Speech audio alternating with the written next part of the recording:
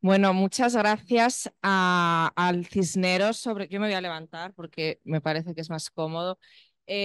Por haber acogido esta mesa redonda. Yo cuando lo propuse, la verdad que no me imaginé que iba a tener esta buenísima recepción por parte de Juan, por parte de Sonia, que le ha apoyado también. Así que lo primero, me pone muy contenta que el sitio que considero mi casa pueda acoger esta mesa redonda, que además estoy con amigos, así que estoy con amigos y con mis estudiantes, así que estoy muy feliz. ¿Eh? Y luego daros las gracias a todos vosotros, ¿vale? Porque sé que os he insistido mucho con lo importante que es venir aquí. Sé que muchos estáis incómodos, pero ya sabéis que esto del sufrimiento va de estar en lo incómodo, así que os podéis entrenar desde ya, ¿eh? Así que, bueno, pues bienvenidos a todos y a todas. Y vamos a compartir, pues habíamos previsto un par de horas, ¿vale? Sobre un tema que es fundamental y que a veces es muy desconocido. Yo creo que aquí en el Cisneros se innova en muchas cosas en docencia y una es en esta, en cómo poder trabajar directamente frente al sufrimiento y cómo podemos acompañar los psicólogos en un campo que es bastante, a veces casi como exótico, ¿no? El estar en estos escenarios. Entonces, bueno, me parece que al hilo de un libro excelente, ¿no? Que se ha desarrollado y coordinado por el doctor José María Prieto, pues vamos a poder tener esta mesa redonda donde vais a tener tres ponentes de lujo que yo os agradezco desde ya que hayáis liberado vuestras agendas para venir a acompañarnos. Y bueno, pues la dinámica es sencilla. Mirad, la dinámica voy a presentarles ahora, vamos a tener 15 minutos de exposición porque me parecía que qué menos que os merecíais escucharles a ellos y aprender. Aquí aprendemos todos. Nos van a hablar de diferentes temas. 15 minutos de exposición, ahora os cuento. Y luego yo os pido que os soltéis la melena, ¿vale? Esto es para vosotros, lo hemos hecho con todo el amor para vosotros. Yo tengo aquí preguntas porque os he exprimido al máximo, pero me gustaría que de viva voz todo lo que os inquiete, lo que os genere curiosidad sobre el rol del psicólogo en estos contextos. Podríamos estar una semana entera hablando de esto, porque incluso alguno poníais, pero la eutanasia es algo que está permitido. La eutanasia es una ley, sois estudiantes universitarios, esto lo tenéis que saber, ¿verdad? O sea, que hay mucho debate aquí conceptual que podemos meterle mano, pero me interesa mucho más el psicológico, ¿verdad? Entonces, bueno, pues tenemos a José María Prieto, que es catedrático emérito de la Universidad Complutense de Madrid, es académico de número de la Academia de Psicología de España y es el responsable de que, bueno, no sé dónde está el libro, porque ya lo he perdido, pero es el responsable de la obra que nos trae, gracias Rosana, que nos trae hoy aquí, Psicología y Eutanasia. Es un hombre innovador, arriesgado, porque yo creo que ya nos lo va a contar el mejor. No me parece que haya libros ni a nivel europeo ni a nivel anglosajón que traten este tema tan directamente. El papel de los psicólogos en nuestra ley de eutanasia es inexistente por completo. Así que en cuanto nos lo propuso a varios de nosotros, pues es que, ¿cómo no? Y él nos va a hablar un poco pues, de la psicotanatología y la eutanasia. Después tenemos a quien va a seguir, creo que va a ser Celia, ¿verdad? A Celia Ibáñez del Prado. Celia es una gran amiga y además es una experta psico-oncóloga, coordina el máster de psico-oncología de la Complu, que sepas que del Cisneros os llevamos cantera, ¿eh? Y entonces, y ya hay gente interesada, pues ella es vuestra mujer. Y Celia nos va a hablar de cómo acompañar en los procesos adelantados de muerte a los familiares, que sé que es un tema que os preocupa muchísimo a varios de vosotros. Celia es además psicóloga de la Unidad de Cuidados Paliativos de Virgen de la Poveda, es una excelente académica, investiga y bueno, pues tiene mucha experiencia en estar con la familia, ¿vale? Y luego tenemos a Patricia Díez, que Patricia es psicóloga con amplia experiencia clínica también y una buena amiga, pero Patricia además es doctora en filosofía, o sea que también es un espécimen curioso. Y además su tesis, que es de la que nos va a hablar, es preciosa porque tiene que ver con las técnicas derivadas del budismo en el acompañamiento contemplativo en la muerte. Entonces es un diálogo muy bonito que fue dirigida por el doctor José María Prieto, muy bonito entre la psicología, la filosofía, las ciencias contemplativas. Entonces, bueno, yo creo que os espera un menú excelente. Así que adelante, José María. Muchas gracias.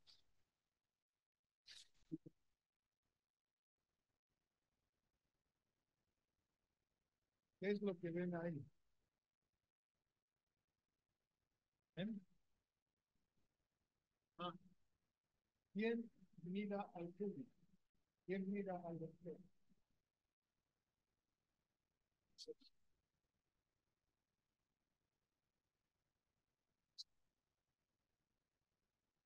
Ah, descubrir.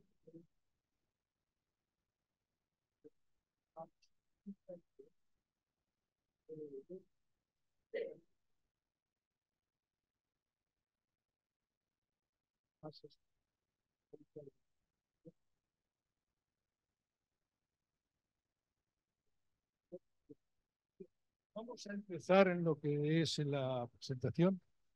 En principio, tengan en cuenta, yo soy psicólogo industrial, no clínico, y además de lo que tiene a gala ser no clínico. Y por tanto, explico por qué todo esto existe. Porque cuando ustedes son jóvenes, consideran a veces que las cosas aparecen así porque sí. Detrás de lo que vamos a ver hoy, hay 45 años que yo estaba activo intentando que esta legislación existiera, entre otros. Entonces hay que tener en cuenta ese punto de vista. Este es el esquema de presentación, pero como vamos a ir rápido de tiempo, voy a ir abordando punto a punto, porque lo que estamos es viendo el marco de referencia y cómo hemos conseguido que esto existiera. En primer lugar, hay que tener en cuenta dos cosas, un aspecto muy importante. Fuera, en este libro no hay nada que tenga que ver con la ética, porque partimos de un supuesto. Hay ya una ley, por tanto, donde hay ley, la ética pasa a ser un asunto privado, como han dictaminado en más de una ocasión tres miembros del Tribunal Supremo. Siempre que hay un tema por ley, la ética pasa a la vida privada. Por tanto, es una cuestión privada. Segundo aspecto, en psicología, les recuerdo dos perspectivas. Una de las perspectivas que tenemos aquí tiene que ver con qué entendemos en psicología por el pragmatismo. El pragmatismo, John Dewey y William James, tiene una opción. Es decir, los criterios morales se ajustan y son cambiantes. Y se operan de la misma manera que manejamos en psicología la variable independiente de nuestras creencias. Por tanto, se confirma o no las variables independientes para el resultado esperado que las definición. Por tanto, ese es el modelo de pragmatismo de William James y John Dewey y otros más, porque por eso nosotros rompimos hace décadas con la filosofía y el pragmatismo señala que un modelo que no se valida empíricamente es especulación. Solamente si logramos validarlo, que por eso tenemos tanto énfasis en psicología en la validación, a partir de ahí no lo queremos tomar. El segundo aspecto tiene que ver con otra vertiente, que es el existencialismo. El existencialismo, Simone de Beauvoir es la primera mujer que escribe sobre moral. ¿Cómo le llaman? La moral tiene que ver con la propia existencia y cada cual en su existencia acomoda los criterios. Es decir, estamos en esta línea de que los aspectos éticos morales corresponden a la esfera privada y cada cual los ajusta o según el modelo psicológico los ponemos a prueba en sus estudios espirituales. Por tanto, ese es el marco de referencia que comienza a empezar muchas cosas. A partir de ahí, estamos sobre qué es lo que tenemos que manejar. Y gran parte de lo que vamos a comentar es lo que hemos manejado. Daniel Kahneman es un psicólogo que casi nadie trabaja, que obtuvo el premio Nobel de Psicología, el premio Nobel en Economía, él es de Israel, y en un momento determinado, cuando le entregan el discurso de premio Nobel, él incluye esta frase en su biografía. Como psicólogo no me interesa tanto las discusiones de qué es bueno y qué es malo. Me interesa por qué la gente recurre a hablar del bueno y malo para su asuntos. Es un enfoque totalmente distinto. Va ligado al tema del plan. Siguiente aspecto a tener en cuenta, que esto lo tengan como reflexión. Siempre que estamos en un proyecto de investigación o estamos en un proyecto profesional, aquí les doy un triángulo que compone. Hay una idea, hay una audiencia y hay unas formas. Por tanto, cuando me vienen a mí, es que tengo una idea, nos vamos a ver de qué manera, quién le puede interesar. Si a alguien le quiere interesar, tenemos que identificar quién es. Teníamos claro que cuando hablamos de eutanasia, ¿quién es la audiencia a la que le interesa este tema? Personas que en su entorno próximo han estado en vida. ¿Y cómo le damos forma para que eso funcione? Y les voy a explicar los 45 años que hemos estado consiguiendo que se funcione. Con pequeños detalles, pequeños cambios que han ido conduciendo a los resultados. Por tanto, en la manera como se da forma, tiene que ver con lo que llamamos el ajedrez. Tú juegas pensando en 2 o 3 movimientos porque tú tienes que estar. Por tanto, hay que... En el libro yo hablo de la diferencia entre psicología y eutanasia, y aquí tienen la psicotanatología, que es cuando las variables independientes son las psicológicas, es decir, yo como psicólogo manejo y lo que conozco y veo cómo se aplica a temas de fallecimientos. Esa sería una manera. Y otra es la que tiene con tanatopsicología. Lo que me cuentan los que están muriendo y lo que estoy haciendo son los que me van a permitir construir los conocimientos psicológicos pertinentes para nosotros. Son 2 maneras de entender el marco de... Por tanto, vamos a entrar ahora a otro ejemplo. El Salvador Urraca, creo que debió de ser profesor en su momento también aquí, pero es un psicólogo que, como era de metodología, apenas si pasa apercibido, porque su tesis doctoral versó sobre actitudes psicológicas hacia la muerte, con datos de aquí del clínico. Y a partir de ahí empezó a trabajar en las cosas. Yo aquí les he traído lo que es el mapa cognitivo que representaban, que daban las personas en la tesis doctoral suya. Es decir, qué tipo de palabras destacaban en las respuestas y en las entrevistas. Como puede ver, nos está dando una visión psicológica con datos del 80 de cómo se veía dentro de lo que estaban en el estudio las palabras reincidentes. Les recuerdo que esta temática, en aquella época, 1980, cuando se responde a eso, el 98% se identifica como cristiano. Y esto porque vamos a ver la evolución y cómo todo esto tiene que ver con él. A partir de ahí, él en el año 84 publica un libro sobre eutanasia, que lo conocemos unos cuantos, porque como se publicó en el ámbito de medicina, los psicólogos y clínicos no a favor pues, de esas cosas. Entonces, se publica en el 80. Con lo cual, pero está la perspectiva específicamente médica y la discusión operativa. Bien, a partir de ahí, estamos hablando del 84. En el 86 se saca la Ley General de Salud y 2 profesores que estaban en la Complutense y que después pasaron a ser del equipo del ministro Ernest Lluch, consiguieron, la forma esa que estaban hablando, que en la ley apareciera una pequeña frase, nada más. La última voluntad sobre los tratamientos finales la tiene el paciente. Sospechen la bronca que hubo con la clase médica diciendo la última palabra la tenemos nosotros. Y Imaginen las broncas que hubo de lo que yo llamo las sectas del no. No lo voy a decir quiénes son las sectas del no. A partir de ahí, había un alambre por el cual las unidades de paliativos que estaban podían acogerse, pero había que practicar. Entonces, en las cosas de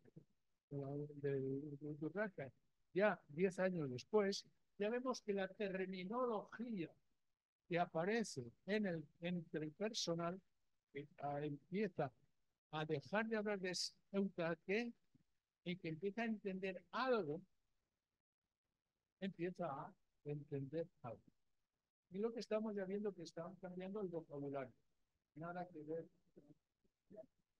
Por tanto, sí, la palabra morir, muerte y demás, siguen pensando en términos de asesinato, en términos de holocausto, pero eso es el retrato psicológico que tenemos con las palabras que la gente usa al hablar de la eutanasia a partir del estudio de Italia. A partir de ahí ocurre otra cosa. Aparece SECPAL.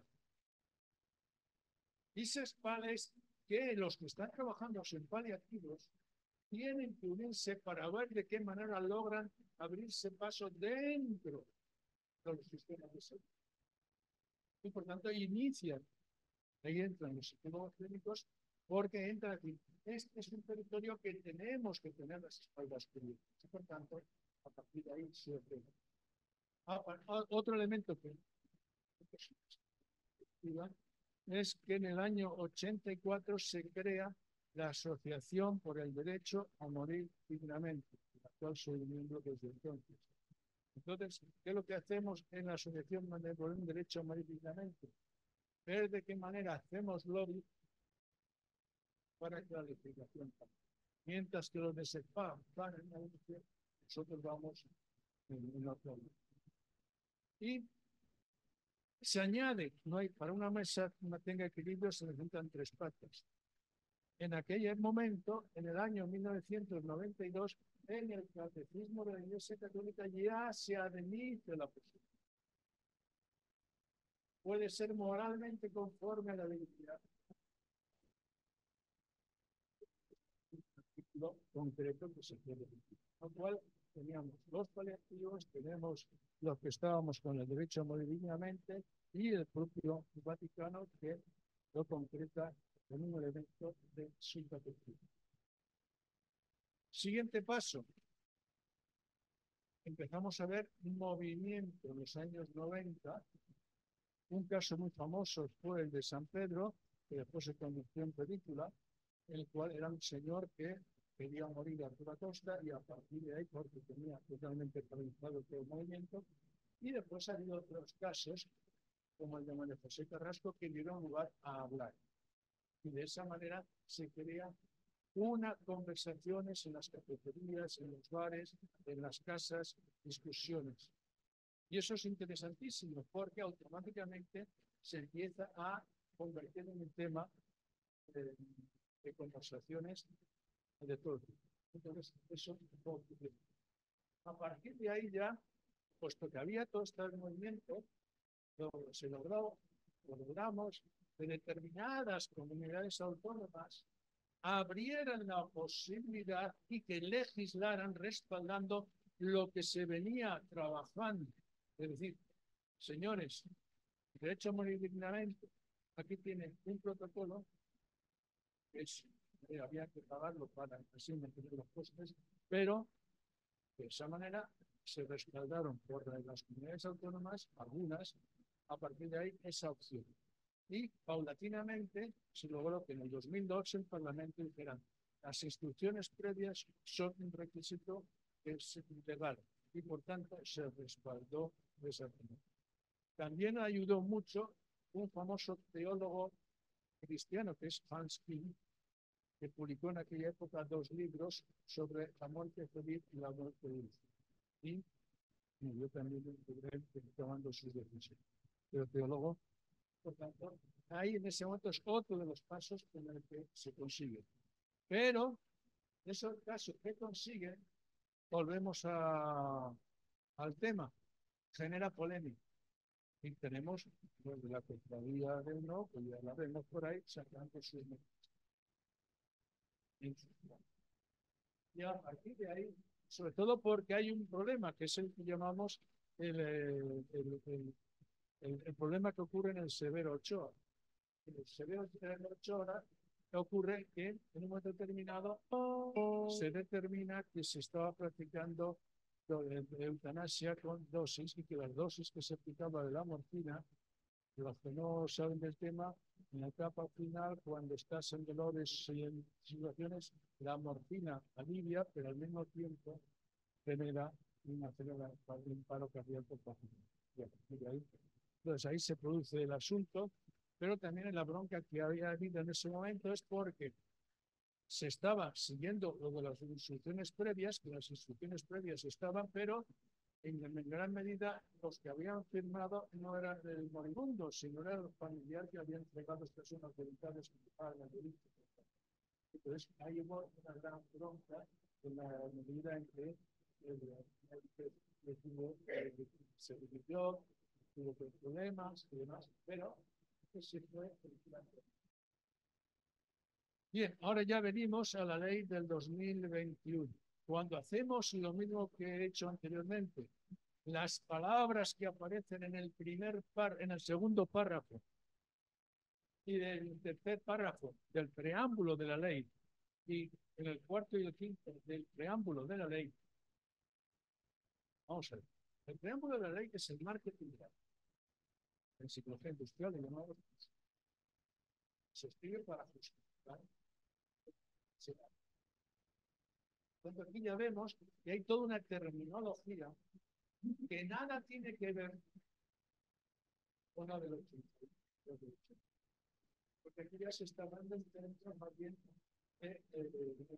estadísticos y hablando de una serie de derechos y demás. Ha cambiado la mentalidad. Refleja de que lo que el Parlamento decide, señores, esto lo hacemos por esto. Estamos en un cambio de información. Técnicamente, hay un elemento, dos elementos que aquí les he puesto, es que si yo sigo las dos gráficas, vemos las de la izquierda, vemos que hay una correlación entre los que cada vez son menos católicos o se identifican menos como católicos y de aquellos que se muestran cada vez más favorables a estamos viendo una coincidencia. Y de esta misma manera, si yo contrasto entre los temas, vemos exactamente que en función de si se quieren casar o no por un rito eclesiástico o religioso, y los que no quieren casarse vemos que automáticamente hay también una colaboración. Sí, los que no quieren casarse vida religiosa están más proclives a propiciar la eutanasia como decisión personal en el caso en que se tengan que involucrar. Aquí tenemos las encuestas de aquellos que, porque también en la ley se pide que los médicos, los del personal sanitario, diga si tiene objeción de conciencia o no. Solamente el 3% de los sanitarios de toda España se presentó con objeción de conciencia. El resto dijo que no tenía objeción de conciencia a intervenir en este tipo de cosas.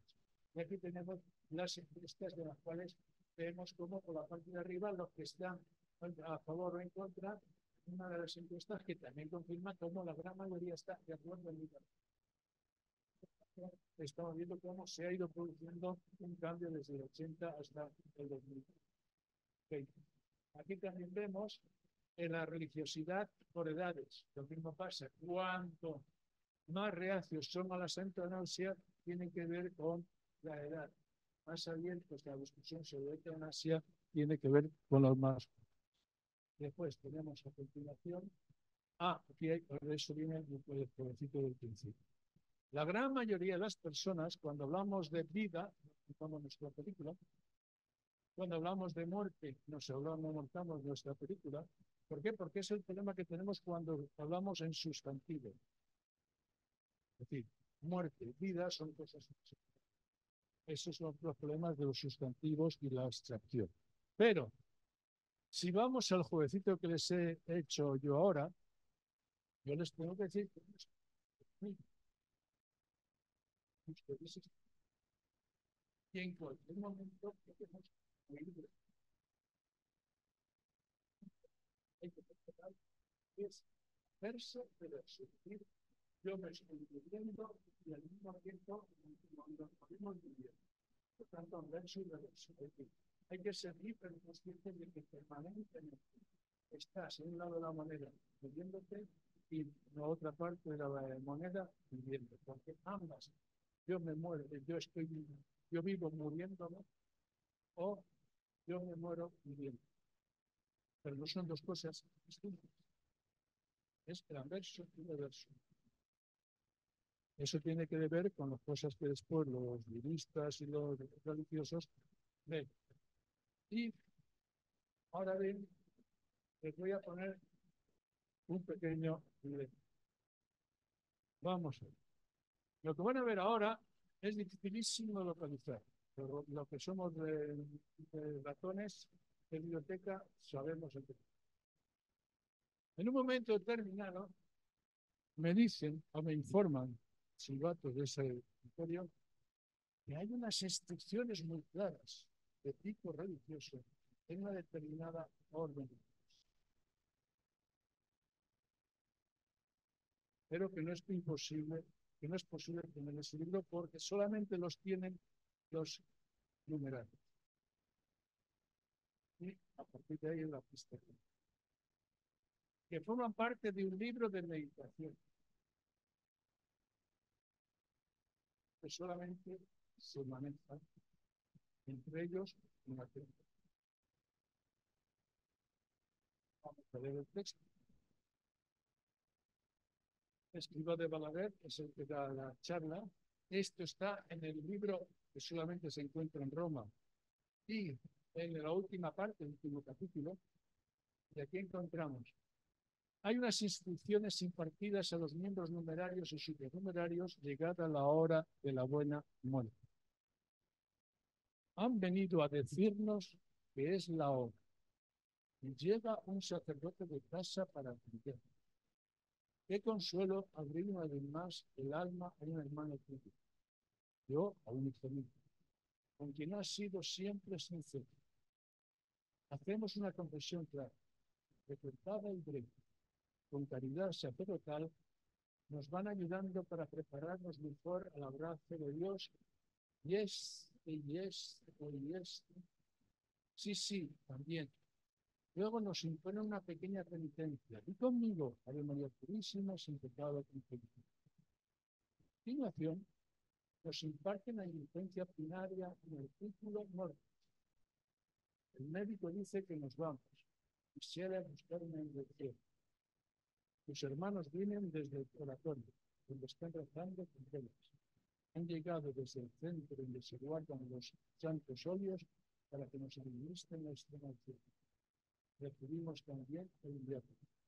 Qué alegría a eso de el agradecimiento de la competencia de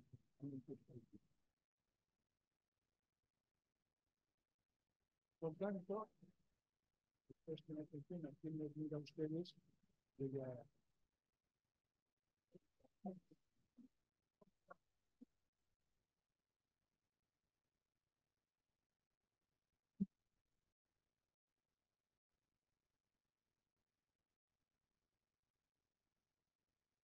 Muchas gracias, profesor Prieto. Siempre es un placer escucharle. Eh, bueno, buenas tardes a todos. Gracias por acoger en esta casa un acto como este, en el que entiendo que hay mucho trabajo, mucho esfuerzo detrás. Gracias a la profesora por reunirnos de nuevo. Por posible, y por supuesto, como ya ustedes me expresaron, gracias a profesor Prieto por esta iniciativa en la que hay un trabajo de la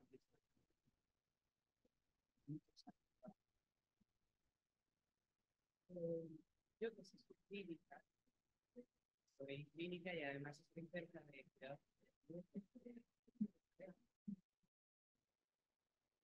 Y desde entonces yo tuve por lo de pues de repente encontré que quedé primero en la clínica y ahora me están faltando. El profesor Prieto pensó que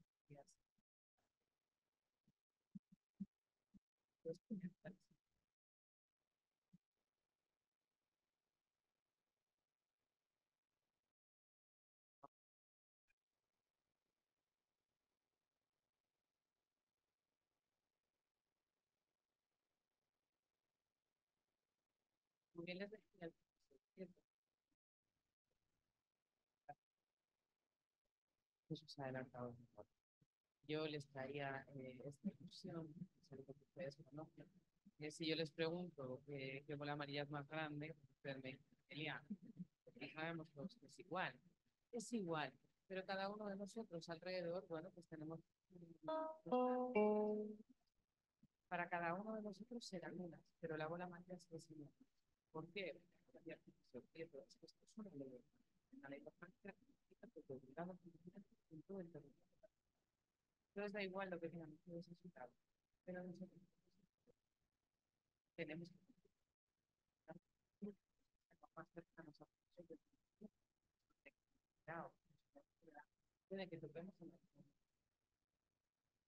ese es un poco el origen de toda la parte clínica. Aquí en nuestro estudio, en lo que tiene que ver con expresión, hay muchas definiciones de conceptos. Y vamos a ver tema dirigido a pues en un primer momento pensamos que es una habilidad psicológica, pero finalmente lo que hemos conseguido dar es un poco, lo hablaba antes, compartir. Y es que va dirigido a cualquier persona que quiera interesarse más por qué procesos están implicados en esto. Va dirigido también a personas que están en la situación y quieren conocer más. Va también dirigido a profesionales. Ya saben ustedes cómo se puede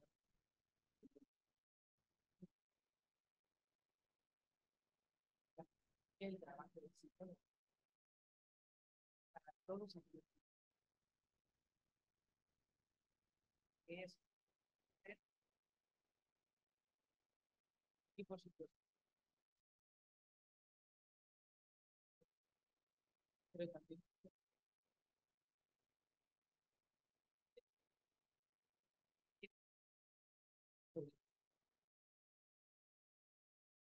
son cuando hablamos de cuidadores,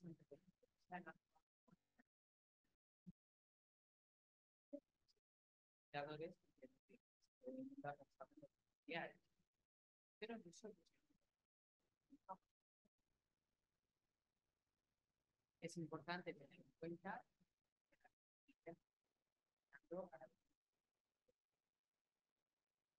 pero también es fundamental que esto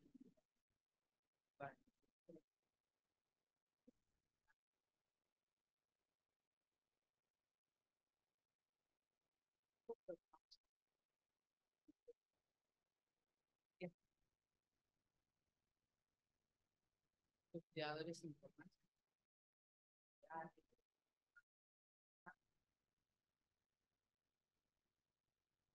Después vamos a ver.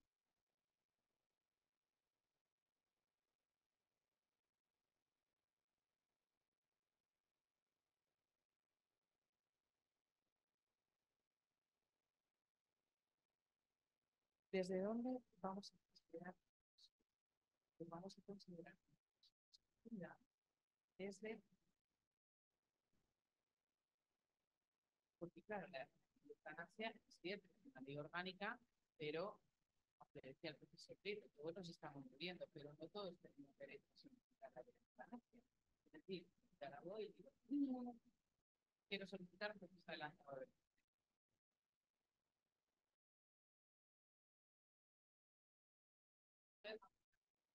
Vamos a empezar a hacer actividades cuando haya una cuando además haya un sufrimiento que determinaremos, es decir, que no ha dado respuesta a ninguna de las terapias, de los tratamientos conocidos hasta el momento, que esos tratamientos pongan en peligro el nivel de conciencia. ¿Por qué remarco esto? Porque este propósito es decir, ¿verdad? Que la ley estaba ya no nos tiene controlados en el momento de todo esto. Poner una psicología, ustedes saben la ley, PDF, y a partir de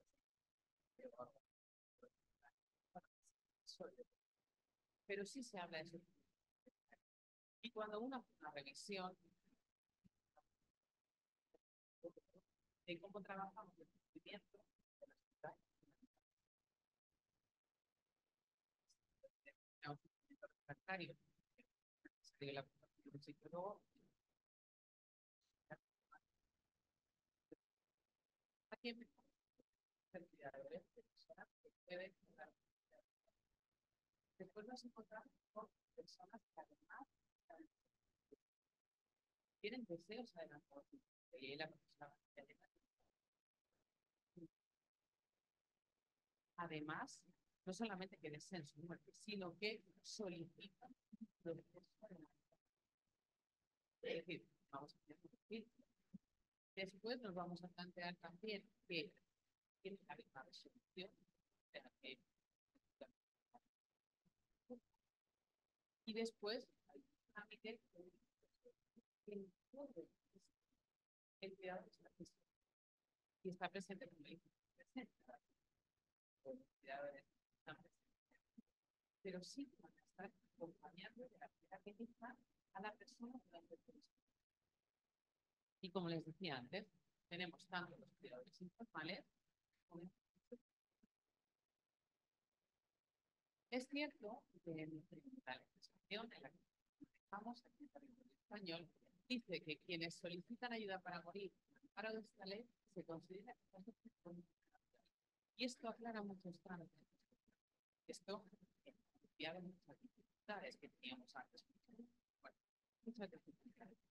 Pero, aunque es una muerte que lleva en ese proceso, piensa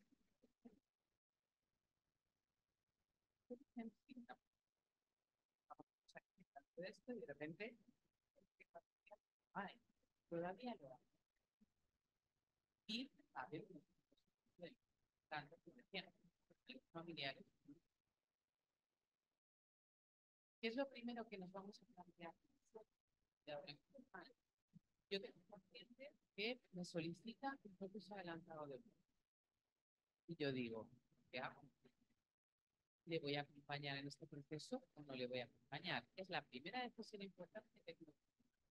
Decir que es el proceso del cliente. Hay algunas personas que ya saben de por sí que son un de pero otros muchos no.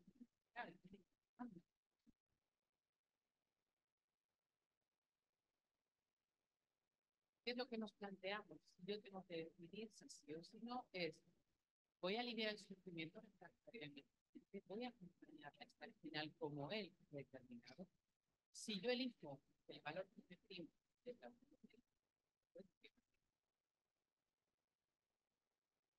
¿cuándo diré que no? Cuando el valor y entiendo que ese sufrimiento es puro.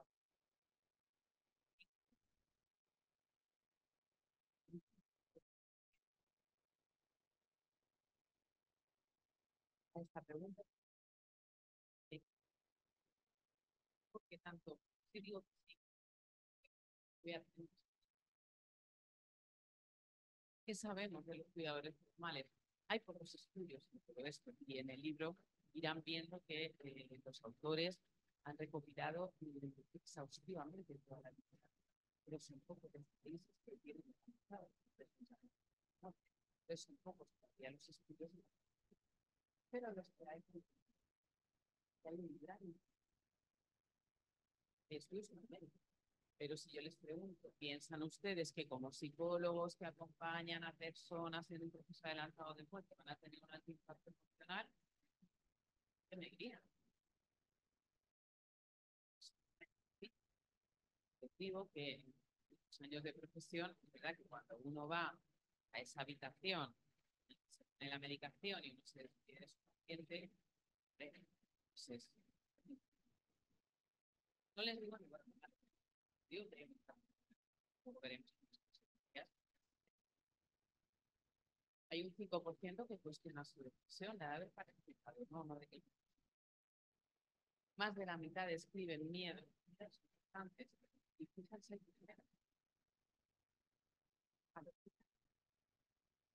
no es miedo a haber hecho mal las cosas, no es miedo a no tener herramientas, no es miedo a haberme equivocado, al estigma, a la carga emocional que supone. Fíjense que esto es un estudio por médico. Es que el médico, en nuestra legislación y en otras, tiene todo el peso, toda la responsabilidad de caso de su y la mayoría expresa preocupación por los resultados de los casos en la administración. Fíjense que ninguno tiene problemas. Finalmente, nosotros como psicólogos, ¿dónde tenemos que estar? ¿O dónde se espera que estemos, aunque la ley lo diga? Se espera que estemos en todo el proceso y que acompañemos en participar de lo que queremos en equipo. Se espera de nosotros que trabajemos en el cumplimiento de los requisitos, la ley no lo diga. Pero nuestro médico nos lo va a preguntar y nos va a decir, entonces, ¿tú con este sufrimiento puedes hacer algo? El proceso de deliberación, y ya una vez que estamos inmersos dentro de los procesos adelantados, vamos a trabajar en una comunicación además al deliberación. Van a ustedes a tener circunstancias como psicólogos muy complejas. Se ha afectado el sufrimiento desde muchas perspectivas distintas. Pero este es el sufrimiento real. ¿Qué lo diferencia? Eso lo diferencia. Yo trabajo trabajo en cronicidad. Tengo un paciente que puede tener más enfermedades. Cuando trabajamos con pacientes, eso de la responsabilidad paciente. Hay que trabajar con lo que llamamos necesidades individuales. Esto tiene el de terapia, pero es cierto que cuando uno trabaja con psicólogo son altamente complejos. Hay que darse problemas y requerirán de informes en los que realmente se ese sufrimiento realmente ha sido trabajado. Finalmente, vamos también a trabajar en las consecuencias de nuestros procesos, en el impacto en sus miedos, en el estigma, y cómo no colaborar de esa satisfacción con el proceso. Esto parece complejo, pero los estamos.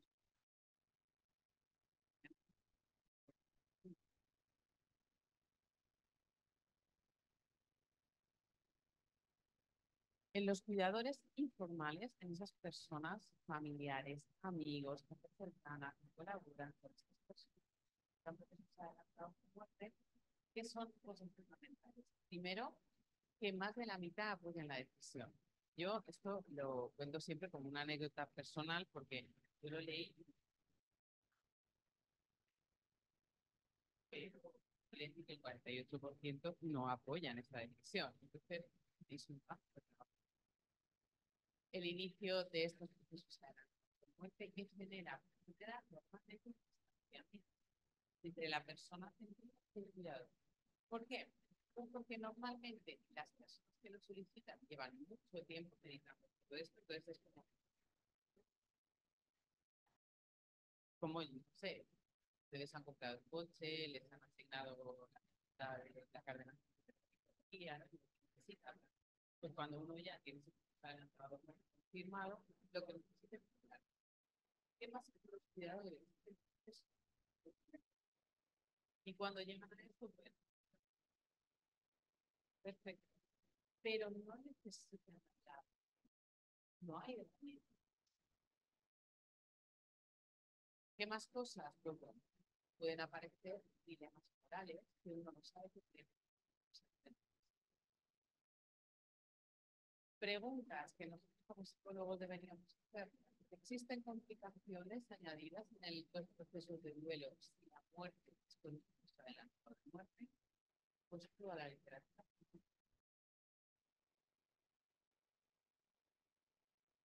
Existen dificultades de salud mental más allá de lo que sea el proceso de duelo.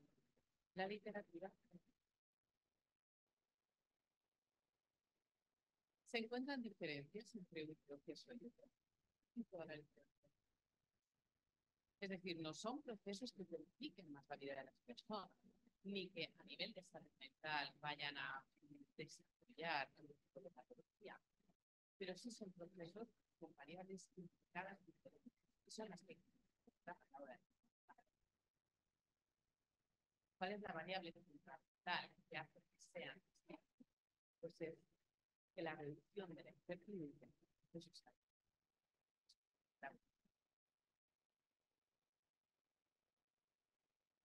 una clave que nos da unos factores de riesgo diferentes para el proceso. Hablamos de que ocultar el proceso de sistemas sociales es un gran riesgo para la delincuencia, pero también la falta de apoyo. Vamos a decir también que encontramos unos factores de riesgo. ¿Cuáles son? Fundamentalmente, primero, que el cuidador participe de la es decir, de cómo vamos a desarrollar el proceso, de si lo vamos a desarrollar, cómo, en qué condiciones se van a necesitar, participar de todo eso, favorecer el proceso. Y también que se genere una idea en el cuidador, que es el honrar la voluntad. Es decir, mi familiar desea que esto sea así, y yo hago como él me cuidado. Nos encontramos esos factores, son pero nos encontramos muchos factores y en esto ya más, pero un poco para apuntaroslos. El primero es la sintonía emocional y de tiempos.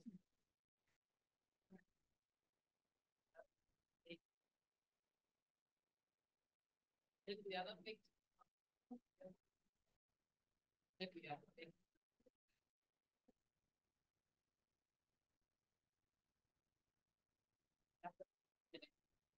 ya no solo del cuidador y de la persona, sino de todos los apoyos cercanos que la visión del fallecido durante el proceso, y aquí hay estudios muy bonitos que comparan estas situaciones con situaciones de cuidados paliativos. Y lo que nos dicen los estudios es que hay una visión del fallecido que ayuda a el proceso de duelo después de adelantado de muerte, porque el doliente entiende que su ser querido es de hasta el final y se ha mantenido con sus vivencias, con sus creencias, con su actitud hasta el mismo momento. En cuidados paliativos eso es mucho más irregular, porque a veces los dolientes tienen la sensación de que ellos no quedan.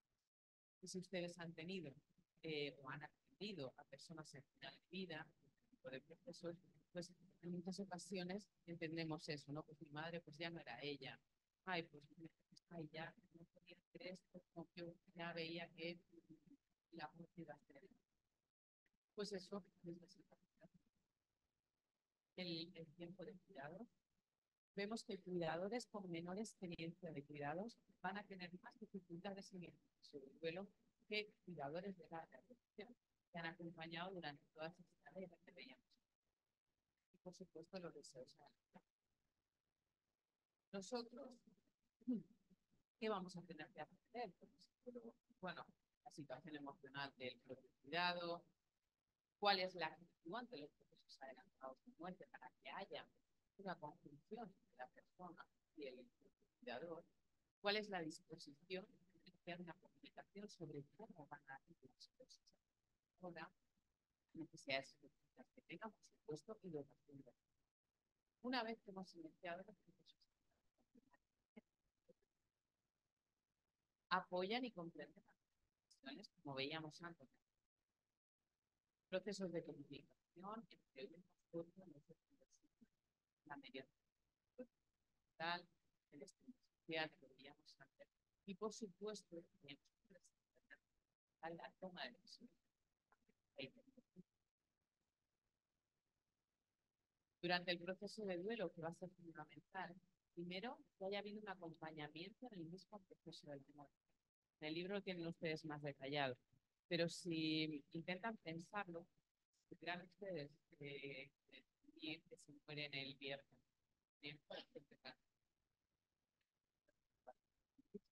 de las que en un primer vistazo, ¿no? Lo primero es el impacto emocional, pero luego que hacemos con el gato. Y vienen los tipos de no sé dónde, y quién quiere que se venga a despedir. Y oye, yo quiero que el último día comer no sé qué, y quiero hacer. Entonces, hay una implicación que va a satisfacer las necesidades. Porque a veces uno, y se ríe también, ustedes conocen cuál es el proceso real. Es decir, ¿qué es lo que pasa en ese mismo instante? Pues yo les aconsejo que revisen la legislación, que sepan realmente qué es lo que tenemos que hacer en ese acto último. ¿Por qué? Porque habrá que hacer una buena seguridad. Es que esto no es que llegan a hacer una inyección y ala, estupendo, se queda uno dormidito. No, no. Esto tiene muchas más implicaciones, muchas más complicaciones. Entonces, les animo a revisar. Prevención en las complicaciones del duelo durante el proceso de muerte, y ahí trabajar en positivo es fenomenal. Nos ayudamos de todos los protectores que tenemos para el duelo, ¿vale? Y luego a tener en cuenta siempre, como en todos los estudios que es relevante, el esquema social. Si ustedes están, es necesaria una formación específica de todo esto. Nosotros hemos entendido, después de años trabajando en esto, el Consejo General de la Psicología de España ya se aprobó en el año 2017 una acreditación como expertos en psicología y psicología de los cuidados paliativos, que acredita que las personas tienen una formación mínima, tienen los conocimientos mínimos para poder atender a las personas. Y en la actualidad estamos trabajando en la solicitud de una especialidad sanitaria, que es la especialidad. ¿Por qué? Porque entendemos que, como decía la profesora García Llana, podemos estar 2 semanas, 3 semanas, y que la formación no caemos en un camino. Todos con buena voluntad, como psicólogos sabemos que es necesaria, pero casi nunca es suficiente. Entonces, como conclusiones, pues bueno, yo creo que este libro marca un paso hacia adelante en la profesión, un paso hacia adelante. Hay muchos profesionales implicados en él, es decir, van a ver ustedes estos procesos de tendencia, que además da herramientas, aclara conceptos, sobre todo nos ayuda mucho al debate. Nos deja claro que nosotros, como prestadores de atención sanitaria, también una atención que los procesos adelantados de muerte terminan cuando vamos a todas las implicaciones. Muchas gracias.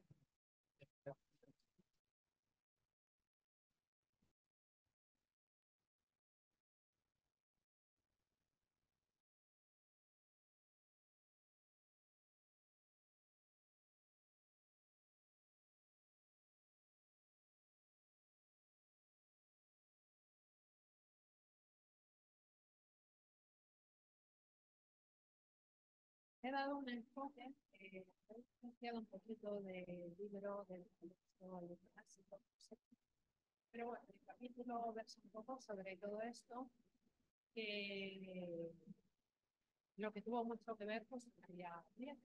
Yo lo primero que quiero hacer es una buena historia, porque hay sanas historia.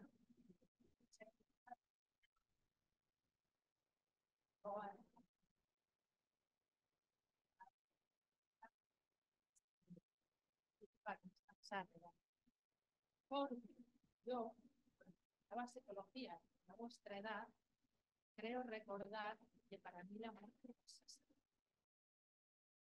Había oído hablar de ella, sabía de su existencia, pero no era, era algo que no tenía nada que ver conmigo. Algún día me encontré con ella que fue un duro golpe de realidad que me llevó por distintas circunstancias. Bien, siempre era dar la budismo. La única persona de este yo creo que estaba impartiendo cursos de psicología budista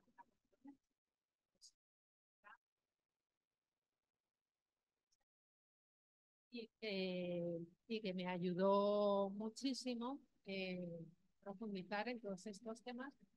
Unos puntos pues, la tesis titulada Morirse como proceso psicológico adaptativo en el budismo, la actitud resiliente. Por esas alturas yo ya sabía que no existía, pero todavía andaba lidiando. Y cuando me lo propuso, me costó un poco meterme en el tema, porque no sabía yo si tantos años indagando en ello iba a ser lo mío, estando todavía un poquito ahí con el tema bueno, ¿no? Entonces, por eso mi enhorabuena de tomar conciencia de todo esto antes de que estudie el bofetón. Claro, ahí lo que nos dábamos cuenta a medida que íbamos estudiando, que hay muchas diferencias en la percepción del proceso de morir desde las tradiciones en Oriente y las de Occidente. Como se estaba contando, aquí todo el tema de la muerte ya sabemos que es un poquito tabú. De hecho, vosotros, que me imagino que por la edad seréis consumidores de Instagram, ya sabéis cómo tapan ahí las cosas, todas las palabras que tengan que ver con toda esta terminología, ¿no? Y meternos en estos asuntos. Yo lo sé por propia experiencia. Tampoco es un tema que vayamos a llevar a las fiestas y que normalmente pues a los amigos, si les contáis dónde habéis estado hoy, pues no es lo que prefieran escuchar. Pero bueno, no deja de ser interesante y nos vamos dando cuenta, como decíamos, de que aquí la vida y la muerte son dos aspectos separados. No es morir, como lo entienden un poco allí, ¿no? Que es un continuo, es un verbo en el que realmente implica acción y por lo tanto podemos hacer algo con ello. Somos actores, tenemos la posibilidad de tomar decisiones, de pensar acerca de ello, de prepararnos, de formarnos. Aquí lo asociamos mucho a pensamientos negativos, emociones dolorosas. Hay una negación de la realidad que por tanto da lugar a una actitud de afrontamiento adaptativa, ¿no? Bien, en Oriente veíamos, sobre todo, incluido en tradiciones budistas, que la manera de vivir es mucho más trascendente. Se entiende que vivimos y morimos haciéndolo de manera continua. Supongo que os habréis podido dar cuenta, yo ya que tengo cierta edad, pues ciertas muelas no son mías, ya son implantes, cada vez es peor, van saliendo canitas, pues ese tipo de cosas que vamos notando que nos van haciendo acercar un proceso. Es un continuo y puede ser, vamos a ver ahora, un camino hacia la plenitud vital. De esta manera, ¿qué os parece? ¿Que puede generar un afrontamiento más adaptativo o no? Aquí lo he puesto como... ¿todo esto de dónde viene entonces? Pues indagando, resulta que había un libro tibetano de los muertos. Es uno de los pocos que hay también en las tradiciones egipcias, creo que hay otro. Bueno, el caso es que lo que nos ayuda aquí es que especifica muy bien dentro de todo este proceso, que es la vida y la muerte, los distintos bardos o estados de conciencia por los que pasamos. En ellos lo separa en 6 y da unos métodos muy concretos de cómo trabajar, lo que decíamos, tenemos opciones de tratar con ello en cada momento, ¿no? Según el estado mental. Los tibetanos lo separan en 6 bardos, que sería el de la vida, donde trabajamos con la compasión y la sabiduría, el bardo del sueño, que está dentro de la vida, claro, que es cuando nos vamos a dormir. Lo que pasa es que al ser un estado de conciencia diferente, lo trata de manera distinta. Son diferentes técnicas. Luego está el bardo de la meditación, en el que podemos trabajar tanto con la calma mental, que yo creo que eso lo conocemos todos mucho, pero también hay otro tipo de meditaciones que son más analíticas, más de descubrir, de investigar, que nos dan una visión más profunda. Eh, Sería el bardo de morir, de muerte, justo en el momento que hemos estado tratando también y hablando mis compañeros. Y luego hay otros 2 bardos, que es el de la experiencia de realidad, que ellos cuentan que es posterior a ese momento en el que ya hay un cese de todas las funciones vitales, y el del renacimiento. Yo hoy aquí no voy a entrar en los 2 últimos porque son un poco lo más alejado a nuestra cultura y lo que menos en un momento dado nos surge conocer o saber o no tiene por qué tener cabida en un momento dado si no nos interesa, pero sí que creo que es muy revelador ver qué es lo que nos aporta y de qué manera podemos trabajar la sabiduría dentro de nuestra vida y cómo nos va a ayudar al afrontamiento de todo esto que estamos haciendo. Pues aquí partir de la base, que no nos gusta nunca, es de una realidad que es el dolor, el sufrimiento, ¿no? Yo creo que ya más o menos todos hemos tenido cierta experiencia con él y que es totalmente ineludible. O sea, no va a caer sí o sí en algún momento, enfermar, envejecer, morir. Todo esto genera cierta inquietud. El fenómeno de impermanencia o transitoriedad, que se llama netia en sánscrito, que dice que todo está en continuo proceso de cambio, que nada permanece. ¿Creéis que si somos conscientes de eso, de que estamos todo el rato en constante cambio, de que nada de lo que hay ahora va a permanecer como está en este momento, nada de lo que hemos acumulado puede permanecer hasta el infinito? ¿Veis que todo eso nos puede ayudar en todo este proceso del que estamos hablando? Nos dice eso: todo lo que nace de morir, todo lo que está unido acabará separándose, todo lo que ha sido acumulado terminará extinguiéndose y todo lo que ha sido construido acabará siendo destruido. Más o menos esta es la traducción de las 4 circunstancias que rigen este concepto del fenómeno de transitoriedad. Bueno, pues ya sabemos que esto sí que nos... Dentro de la meditación tenemos la de las técnicas para la calma mental, como os decía. Aquí conocemos todos, supongo, el mindfulness, que vemos que ralentiza el flujo de pensamientos, calma el cuerpo y la mente, aporta más claridad mental, porque al apartar y relajar, pues damos cabida a otro tipo de estímulos, facilita la capacidad de observación y de aceptación sin enjuiciamiento. Eso es muy importante con todo lo que estábamos hablando de los estigmas, etcétera, etcétera. Pero también podemos trabajar, como os decía, la visión profunda. Aquí en el budismo se valen mucho de tankas, por ejemplo este. Como veis, hay un bicho rojo muy feo que se está comiendo. ¿Sabéis lo que se está comiendo? La rueda de la vida. Todo lo que hay ahí dibujado, toda la simbología, todas estas cosas, son diferentes aspectos de la vida, estados mentales, y te pintan a Yama, que es el que se zampa esta rueda, ¿no? Realmente no está ahí para jorobarnos, está ahí precisamente para lo que decíamos, para recordarnos que todo esto es efímero.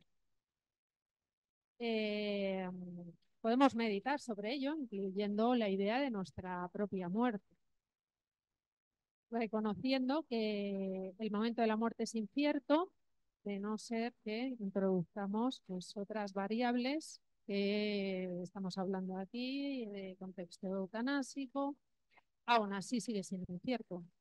Y aceptando que desconocemos las causas, cuál es el momento, dónde nos va a pillar, cómo nos va a pillar, de qué cosa.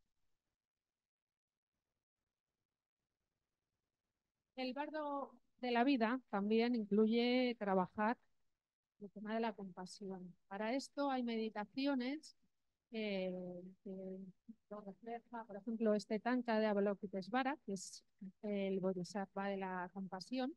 Es una persona, o sea, bueno, un semidios, lo tienen atribuido a, a quien desea aliviar el sufrimiento de todos, ¿no? Es como su más alto es. Y de ahí salen ciertas meditaciones llamadas Tonglen, en las que la traducción es como dar y tomar, ¿no? Porque lo que hacen es que nos metemos en contacto con el sufrimiento plenamente consciente. O sea, traemos todas las circunstancias que sabemos que pueden hacer sufrir, pues por ejemplo, una persona que está en la circunstancia que sea, tanto yo misma o alguien que quiero, alguien que conozco, traigo todo ese sufrimiento que puede tener y lo puedo hacer dentro de un contexto, por ejemplo, pues todo el sufrimiento que genera estar cerca del momento del amor.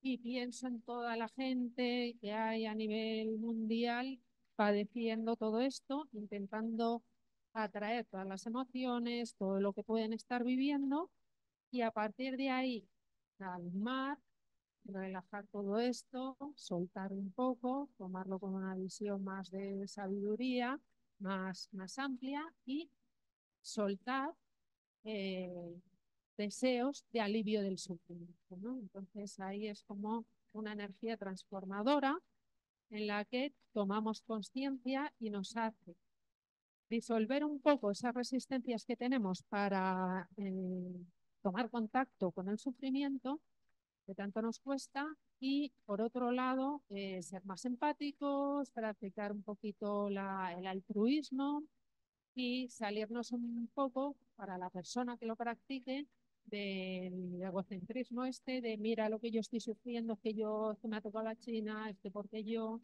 o porque mi ser querido.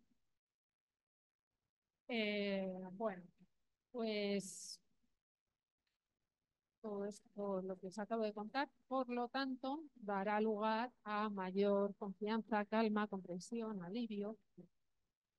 Dentro de esto hay mantras, el de Om Mani Padme Hum, que cada sílaba representa una de las paramitas, es decir, las virtudes según el budismo, que tendríamos que trabajar también a lo largo de la vida: la meditación, paciencia, ética, sabiduría, generosidad y diligencia.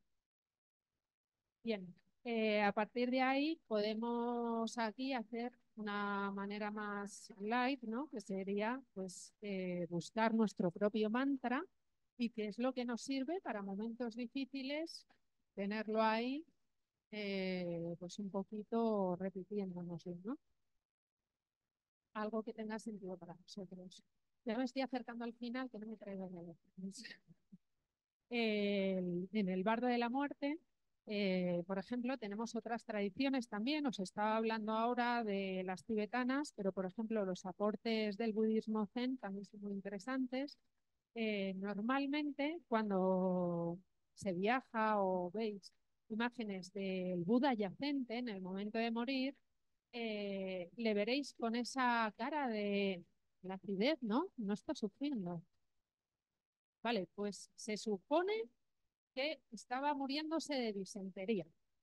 Yo no la he tenido, por suerte, pero me consta que debe ser muy dolorosa y que realmente se pasa mal. Claro, pues aquí también tenemos eh, opciones con las que da ejemplo de cómo focalizamos nuestra mente. través de la meditación ayuda mucho a la concentración, con técnicas de concentración, ¿no? Para aumentar dónde ponemos el foco de atención.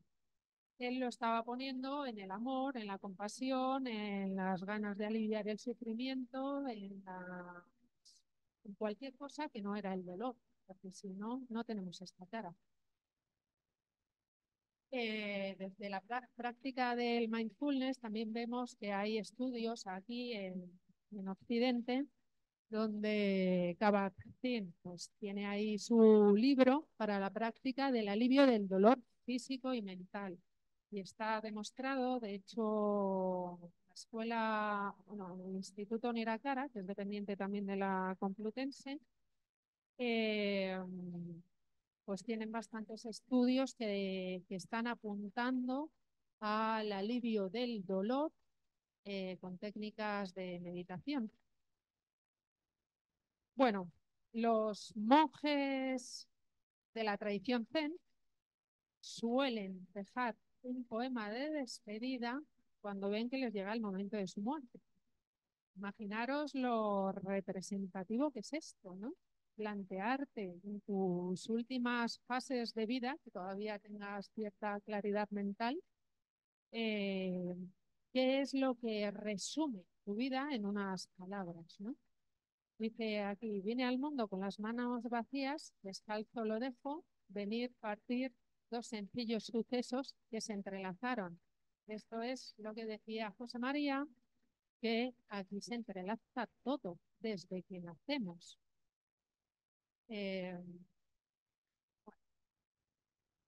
Pues aquí la propuesta está en escribir nuestro propio poema. Y cualquier momento es bueno para ello. Porque como no sabemos. Bueno, y de cara al profesional sanitario, aquí psicólogos y psicólogas en próximas, pues ya dentro de muy poquito. Pues también conocer esta filosofía, ¿creéis que puede ayudar a despertar ideas? Sí, ¿no? Pues es una manera de clarificar nuestra postura entre el proceso de morir, de cuestionarnos el sentido de la vida, tan importante, y también destacar que se puede, dependiendo de cómo lo veamos, si procede o no, pues animar a que el cuidador, tanto formales como informales, eh, puedan beneficiarse de todas estas técnicas, por lo menos de la meditación. El mindfulness, ya sabéis que ha hecho como un lavado de todo esto, lo ha traído a Occidente y está exento de toda religiosidad y todas las, eh, bueno, pues ritos. Entonces, lo único que me queda con esta bonita imagen es contaros que en el Tíbet, aparte de que tienen un poquito de problema con el tema de enterramientos y todo esto, pues tradicionalmente tienen una manera que se lo soluciona de forma sencilla, que es que lleven el cuerpo de la persona que ha fallecido, pues claro, allí si no tienes o caballos o pues lo tienes que llevar sobre tus hombros entre los familiares y se lo llevan a una persona que vamos, lo descuartiza. Y en ese momento se lo dan, pues todos los restos se los dan de comer a los buitres, con lo cual solucionamos varios problemas.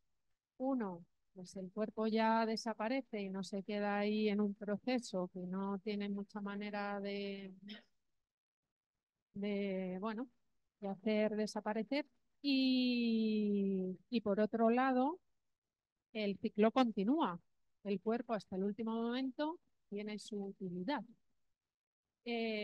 Claro, nosotros aquí no estamos expuestos a unas imágenes tan claras, a un contacto tan directo con todo el proceso, porque lo vamos delegando en hospitales, en, bueno, pues cuidadores, sanatorios.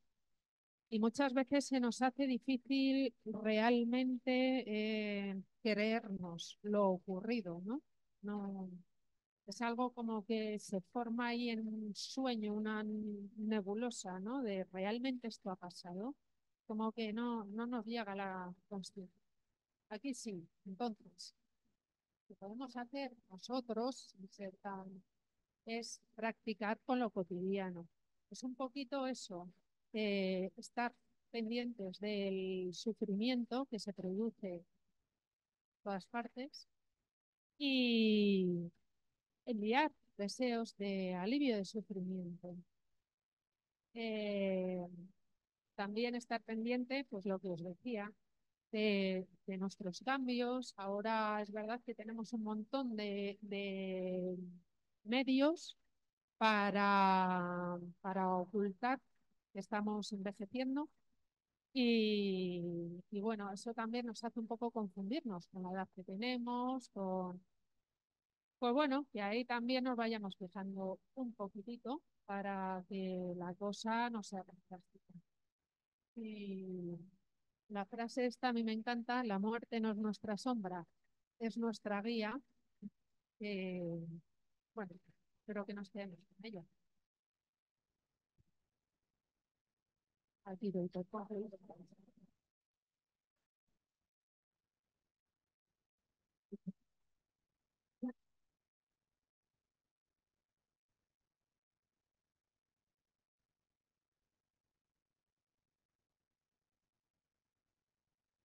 Bueno, ¿qué os ha parecido?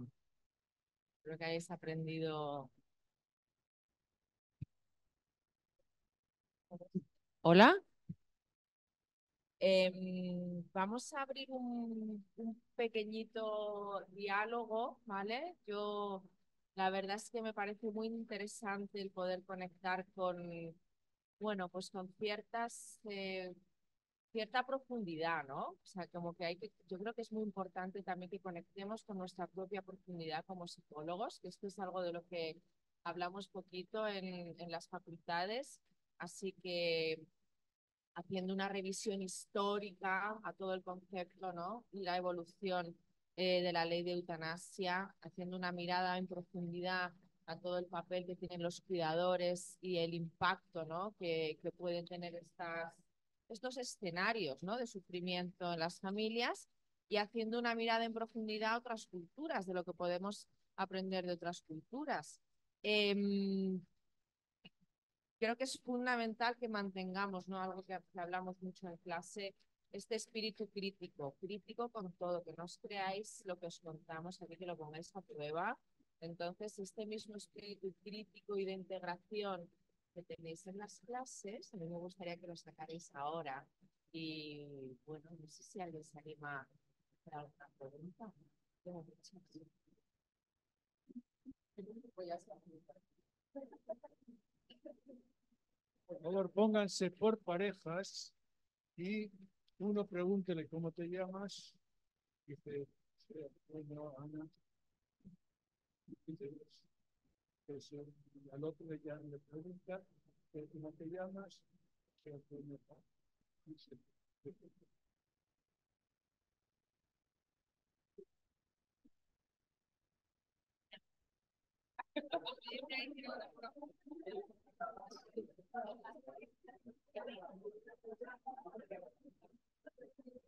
bien, bien, bien, bien, bien, bien. ¿Usted cómo se llama? Usted no se llama. ¿Usted cómo se llama? Antonio, usted no se... ¿Eh? Anthony, usted no es Anthony. ¿Usted cómo se llama? Anthony también. Usted no es Anthony. Usted no es. Pregúnteme a mí cómo me llamo. José María también. José María. ¿Es usted? María también.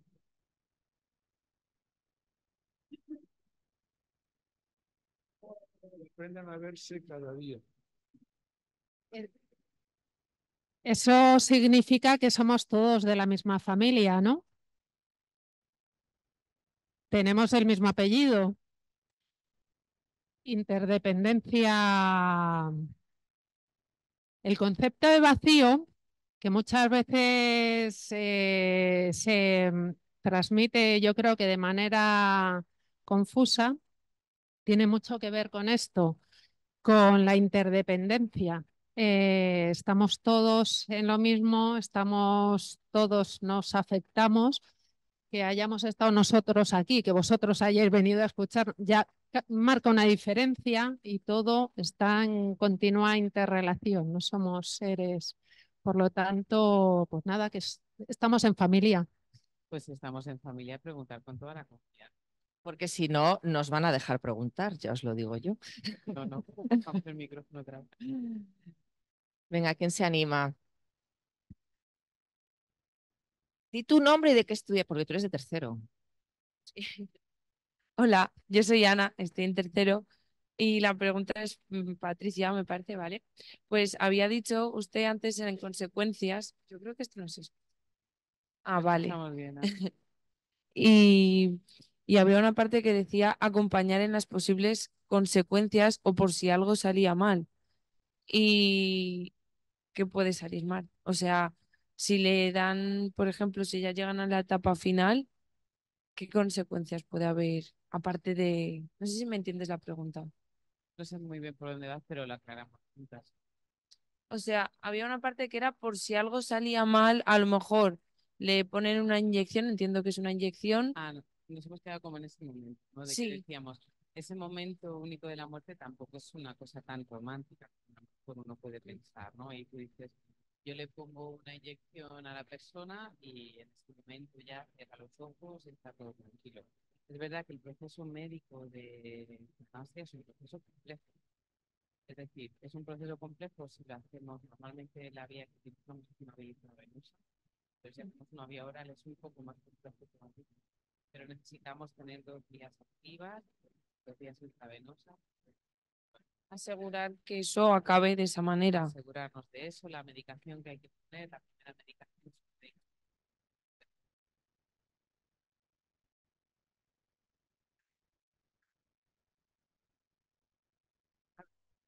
La vía, la, no, comprobamos.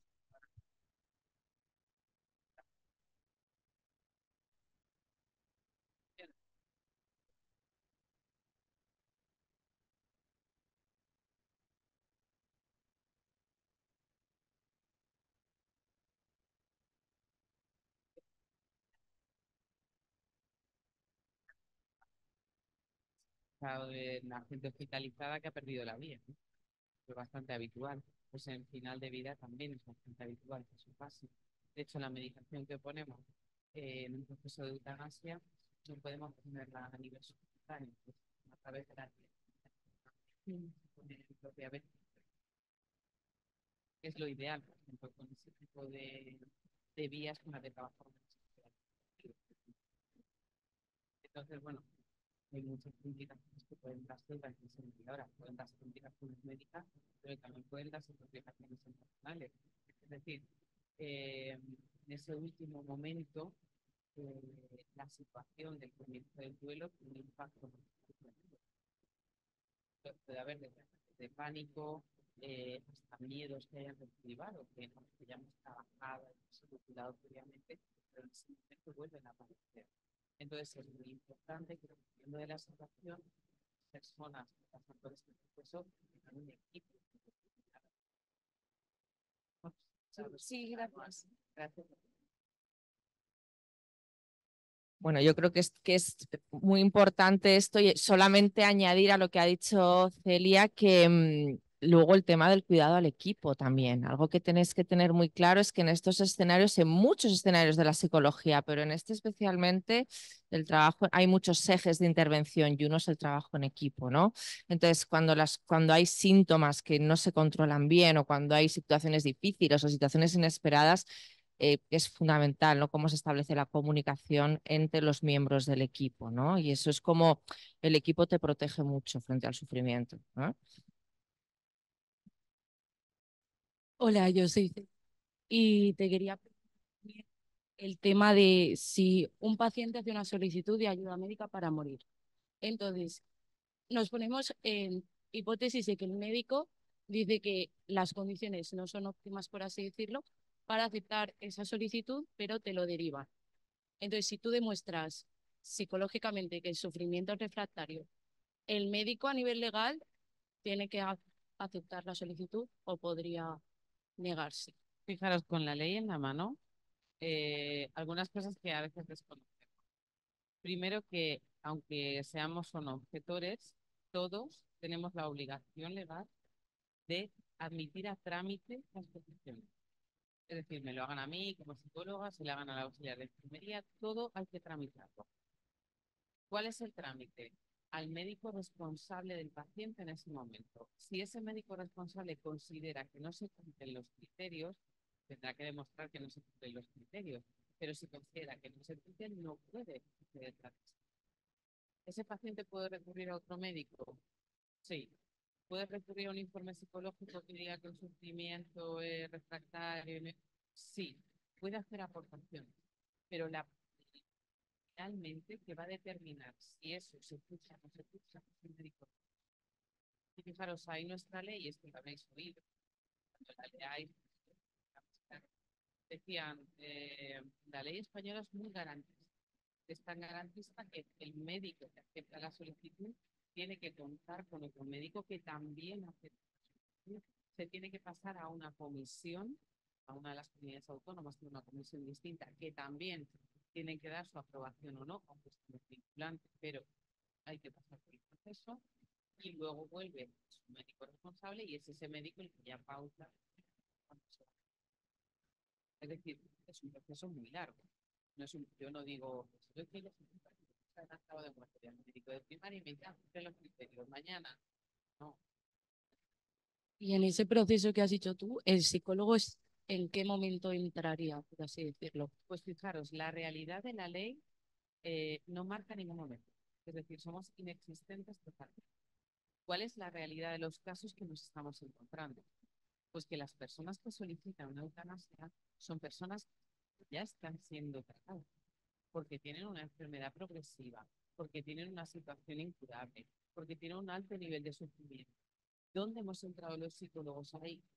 Pues en este país, si tienes suerte, pues empezado o cuando te han diagnosticado final de vida, o si tienes más suerte todavía, porque en tu patología hay ciertos psicólogos que trabajan en este, porque tú personalmente has obligatoriedad médica. La realidad cuál es que normalmente la gente que llega a estos procesos adelantados de muerte o ha pasado por equipos de cuidados paliativos y es cierto que ya cuentan con Sí. Muy bien. ¿Tenéis más preguntas por ahí? ¿Alguien del... Pues hay muchas, no sé cómo organizarlo para que podáis hablar todos. Vamos pasando para atrás, de atrás a adelante, ¿vale?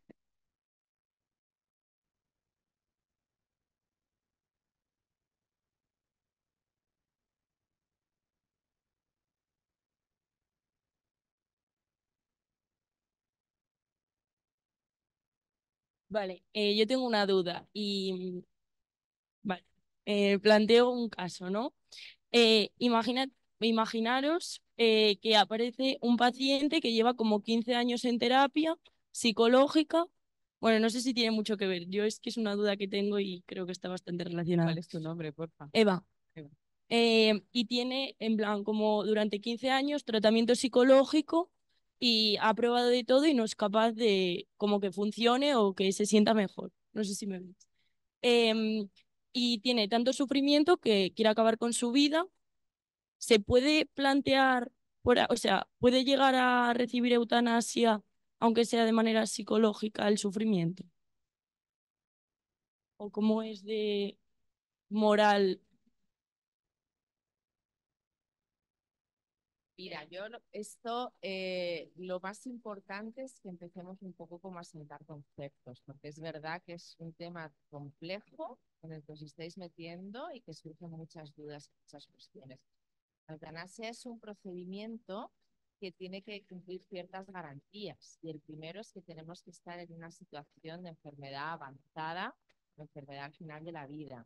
Es verdad que hay una parte, ¿no?, de la ley dentro de todo contexto que habla de un sufrimiento que es refractario, un sufrimiento insoportable, un sufrimiento, pero lo que tenemos que tener claro es que no vas a pedir la eutanasia porque te deja el novio, ¿sabes?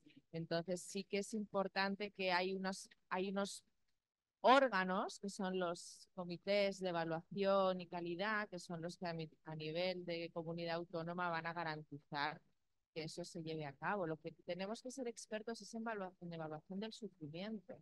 Claro, pero La eutanasia puede ser una salida a ese sufrimiento, pero es una salida en un porcentaje que no es el mayoritario, pero es muy importante, ¿vale? Muy importante y hay que dar una respuesta.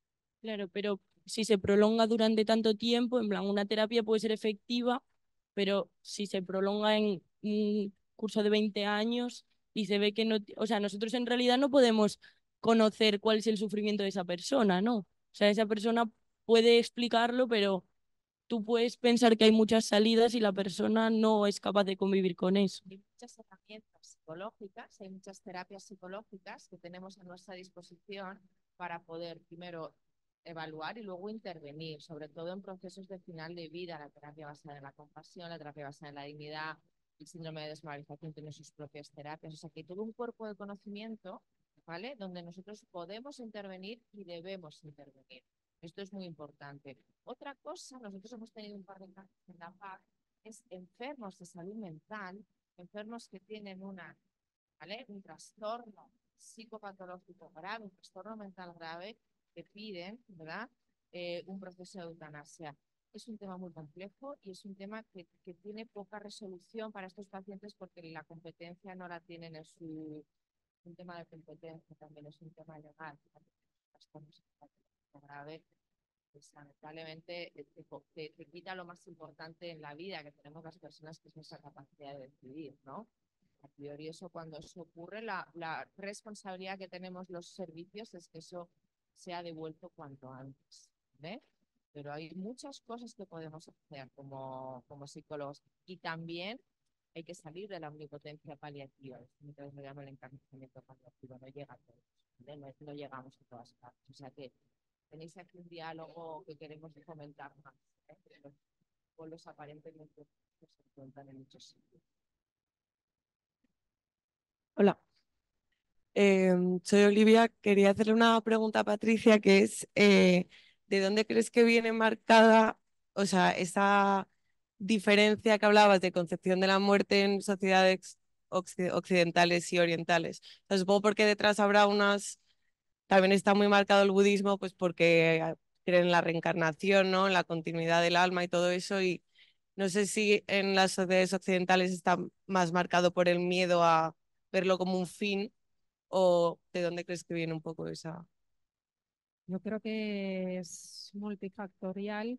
Por un lado, tienen una sociedad que ayuda a entrar en contacto con estas situaciones, ¿no? Por ejemplo, en el Ganges, en la India, llevan allí hay una parte en Benares que llevan a los muertos y les ponen en el río y les incineran ahí, y todo el mundo, toda la familia lo ve, están los niños por ahí jugando, otros comiendo.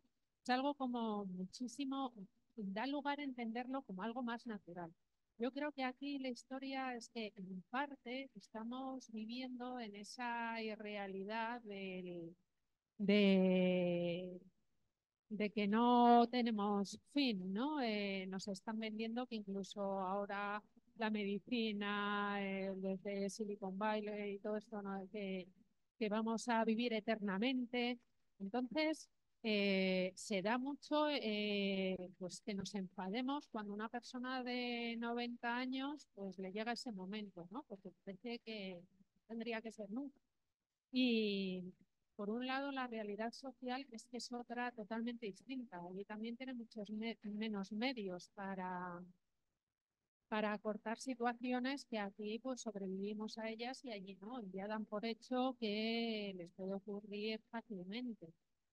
Luego, respecto al tema más espiritual, ellos, más que en el renacimiento, o sea, más que en la reencarnación, ellos creen en el renacimiento, que puede ser en diferentes formas o estados de vida, no siempre personas.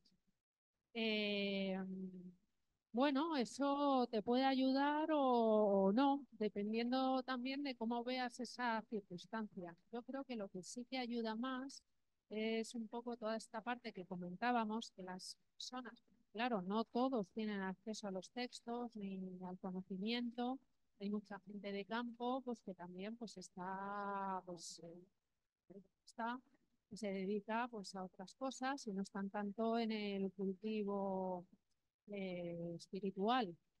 Pero lo que estas personas que sí que lo están en contacto con ello nos transmiten mucho, pues es que todas estas técnicas que nos acercan a generar todo un proceso mental en el que vamos evaluando cuál es el sentido de nuestra vida, vamos aceptando la realidad que hay, vamos exponiéndonos a ella, no huimos. Todo este tipo de situaciones, el ver todo, como que decíamos, como transitorio, como interdependiente, que no es me voy aquí, o sea, ni se acaba todo, ni empieza todo, o sea, puede ser que nuestras vidas hayan empezado, pues por decirlo, trayéndolo solo a esta. Desde que un padre o una madre eran pequeños y estaban jugando con el muñeco y pensaban que iban a tener un hijo, ¿no? Y ese hijo somos nosotros. O sea, bueno, es otra manera de entender, ¿no? Más compleja, quizá, pero sobre todo centrada en nuestros valores, en nuestras intenciones, en lo que, en lo que es importante para nosotros y el tiempo que dedicamos a ello y a enfocar nuestras acciones, tanto mentales como físicas, a encaminarlas hacia eso que creemos que tiene un sentido.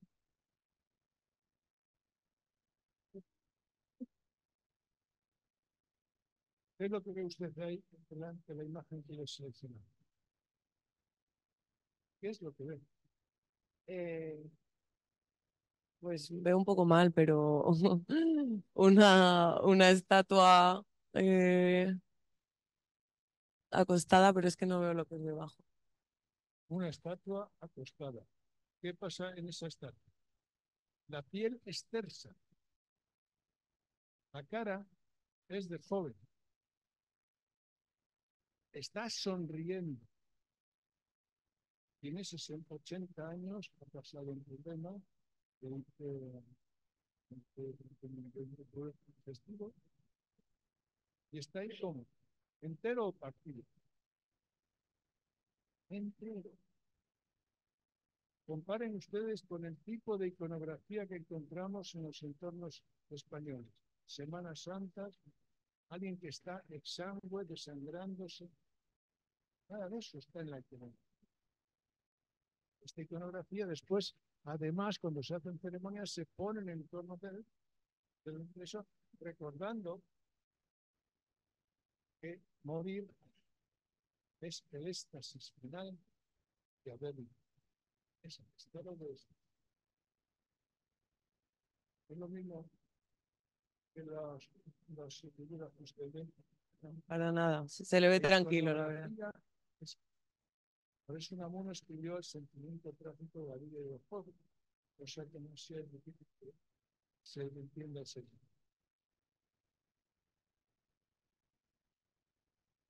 Pues hola, yo soy Patricia y quería preguntar sobre ese 48% de casos que han hablado de pacientes que quieren pues realizar la eutanasia, pero no tienen el entorno adecuado que le facilite ese proceso.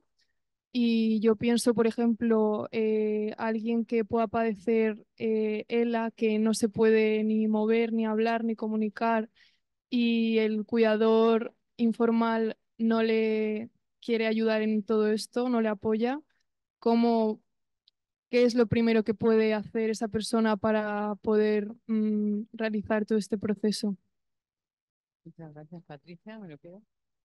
Eh, bueno, es cierto que las cifras, yo os decía, para mí son muy importantes. En un caso, bueno, en cualquiera de los casos, si recordáis un poco los escalones que tenía, claro, uno no decide que va a comenzar un proceso adelantado de muerte en ese momento, cuando viene ya.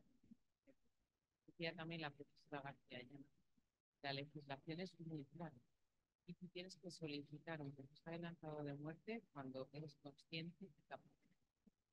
Fijaros, eh, ante esas dificultades también tenemos que estar bien. Decía también el profesor Prieto en su presentación, se generó un documento de situaciones previas en el que uno, claro, de la ley no lo podía dejar registrado. La legislación puede dejar registrado que es el deseo puedan aplicar. Aún así, esas personas, si no tienen el apoyo de sus cuidadores, lo que estamos viendo es que es muy difícil que lleguen.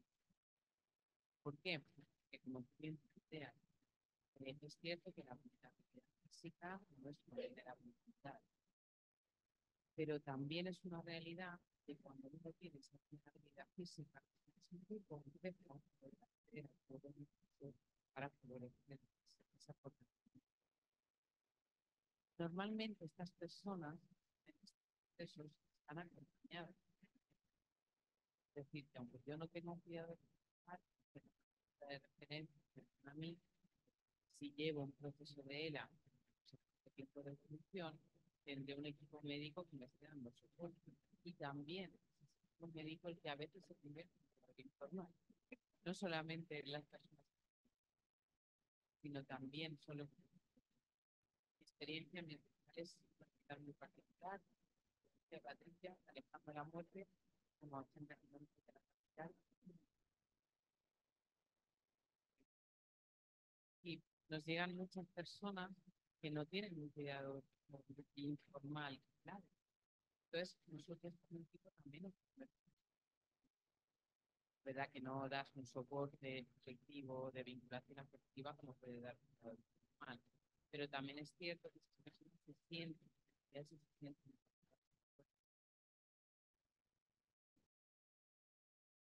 Sí, y puede ser que igual un familiar que esté muy en contra haga que esa persona no lleve a cabo el proceso porque se ve de verdad como muy afectado por la opinión de... Eso es un proceso normal y pensad en Sí. vosotros mismos. Uno dice, yo voy a hacer cosas en contra de mis padres. Sí, vais a hacer muchas. Pero si tenéis a favor a vuestros padres es muy fácil, ¿no? Pues eso pasa. Es decir, si no tienes soporte de los familiares, pues el proceso va a ser mucho más sencillo, porque además van a acompañar. Y tú tienes que elegir que la única persona de tu familia que quiere ingresar va a ser. Ahí yo creo que gran parte, pero es gran parte de la tarea del psicólogo como la mediación entre cuidador y paciente en muchas de las enfermedades. Os encontraréis cuando empecéis a trabajar en esto, y ya la veréis la próxima García Llana, que hay múltiples enfermedades en las que la toma de decisiones es compleja. Y uno la toma de forma autónoma, ¿no? Ya yo digo antes, bien, tenemos alguna ley de autonomía. O sea, legalmente tú puedes tomar la decisión tú solo, pero pensad en vosotros, aún así, pero a lo mejor las decisiones de calado esperáis tener ese desarrollo de las ¿de qué? ¿De cómo yo si esto lo voy a hacer con mi equipo médico? Entonces ahí tienes que andar. Depende de qué.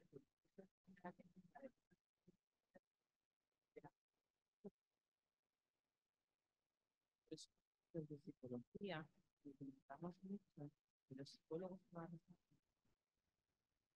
todo lo que tiene que ver y explicamos de que todos hemos, todas las acciones.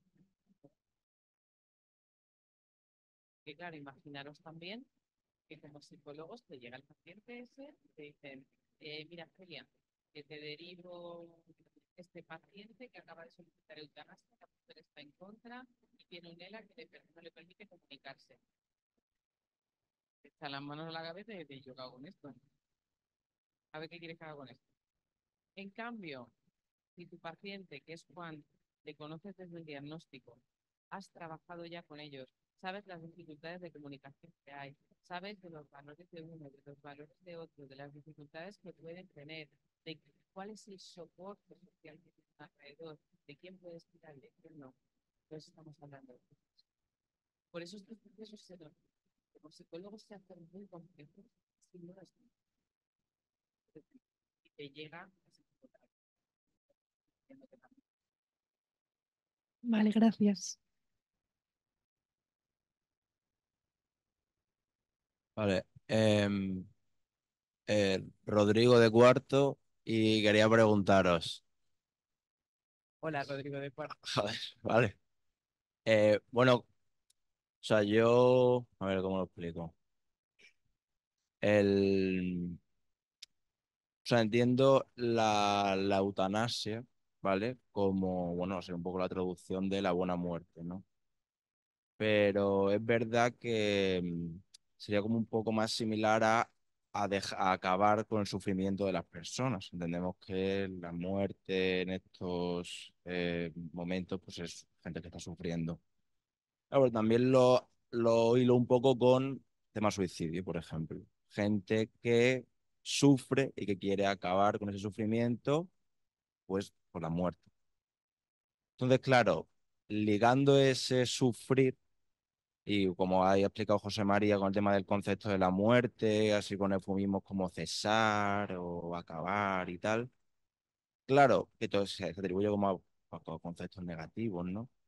El sufrir, como pasa actualmente, nadie lo atribuye a conceptos positivos. Es como sufrir es algo malo. Igual que nos ha contado Patricia, el concepto de morir aquí es uno, cuando en Oriente es más el parte del proceso, evolución, todo esto.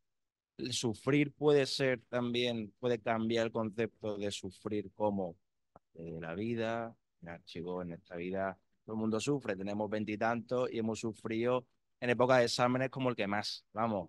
Y más de uno habrá dicho, hostia, un cuarto, ¿sabes? Pero sí, no. Entonces, la evolución de ese sufrimiento podría también estar un poco asociado a evolución de la eutanasia, como no verlo como una herramienta, sino como fue un apoyo en el momento que no entendimos que sufrir, ¿sabes? Como que sufrir como algo negativo apoyado a la eutanasia y cuando evoluciona el concepto que la eutanasia acabe y pasar más a paliativos. Yo creo que ahí tenemos. Sí, Muchas gracias, ahí, Rodrigo. ahí me metí en todos lados. Creo que ahí, es verdad, creo que te has metido en todos los lados. Creo que también es un tema de conceptualizarlas. Primero, eutanasia proviene de la buena muerte, pero ¿qué es? O sea, como concepto actual con ley en mano, es el proceso médico cuyo objetivo es acabar con la vida de un paciente que está en unas condiciones determinadas. Es decir, que sabemos que está en un contexto de final de vida, que sabemos que tiene un sufrimiento incapacitante y que además es español. Vale, perfecto. Ese sería el concepto que ha de estar. Y ahora mezclamos otro que es el concepto de sufrimiento. ¿Cuándo decimos que alguien sufre? Cuando percibe unas amenazas para las que no tiene recursos para hacer frente. Y el planteamiento de Rodrigo es, si yo doy los recursos a las personas no tendrán que sufrir. Y si no tienen que sufrir, no pedirán eutanasia. Bueno, pues parece un silogismo muy claro. Sí. Fijaros, de esto tendríamos debate para 7 días, es verdad. Y me dice, además tenemos que acordar. Entonces, Yo trabajo en una unidad de cuidados paliativos que entiendo que es de las mejores de la comunidad. Damos un servicio estupendo, no tenemos ni límite de días ni nada, tenemos un personal increíble y un montón de personas. Yo en 15 años de profesión hubiera firmado la eutanasia ilegal en 2 casos, dándoles las mejores condiciones, de todos los colores, ¿eh? De familia, de nietos, de no sé qué, de tal, de cual, de que se pueden ir a su casa. Y aún así, hay un concepto que tenemos que empezar a manejar. Nosotros como psicólogos lo hay, pero es el de la muerte. Es decir, hay pacientes que quieren seguir asumiendo y que quieren seguir trabajando, que han decidido que ese nivel de sufrimiento es insoportable. Y dentro del sufrimiento tenéis también que diferenciar dos cosas. Una parte es el sufrimiento que nosotros podemos aceptar, y decía Elena, en la profesora García Llana antes, que los paliativos no podemos hacer todo. Claro, ya no estaría. Es decir, ¿podemos evitar mucho sufrimiento si se hace? Pues claro que sí. En España ya tienes que tener mala suerte para morirte con dolor. O sea, eso ya es pasó más tarde. Ya nadie muere en circunstancias. Pero hay una parte de sufrimiento que no. Yo no puedo evitar que vosotros sufráis el día de vuestra boda si vuestro padre no está. Y ahora me decís, Celia, porque eso no es totalmente psicológica. O el día que un médico os sentencie y os diga, pues, hola, ¿puedo acompañarte en él? Sí. Y ahí tú decides, compañía me sirve, la compañía me sirve, y yo decido que aquí. Entonces, aumentando cuidados paliativos, mejorando los tratamientos psicológicos para el sufrimiento, vamos a evitar que haya personas que consideren la eutanasia como un recurso. Creo. Y yo creo que esto es una respuesta a una demanda que llevamos años viendo en la clínica. Es decir, que aunque pides a la persona los mejores recursos, hay casos, no son muchos. No hemos dado cifras, pero si veis las cifras, ¿cuántas tienen? 173, 175 personas. El primer año de implantación de la ley, que estábamos todos esperando que saliese. Pero en realidad, yo cuando vi la... O sea, no son tantas las personas y no son tampoco los grandes. Podríamos poner más, por supuesto que sí, sobre todo psicológico, por favor, porque hay vuestra función y vuestra cabida en trabajar de esto. Pero aún así, llegaría un momento que sería como una...